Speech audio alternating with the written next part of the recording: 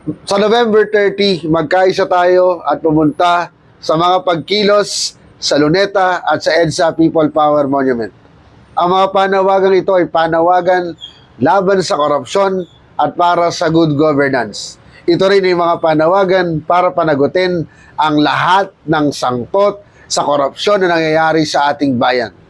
Hindi ito issue kung sino ang tama o mali. Ang issue dito ay tayo ay pinagnakawan ng mga taong pinagkatiwalaan natin na kung saan public office should be public trust. Kaya dapat nating singilin ang mga nakaupo sa pwesto.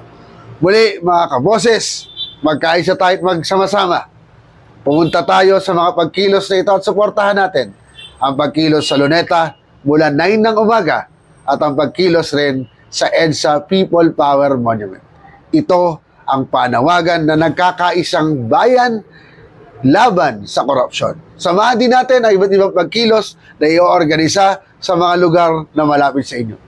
Tandaan, nasa atin ang kapangyarihan.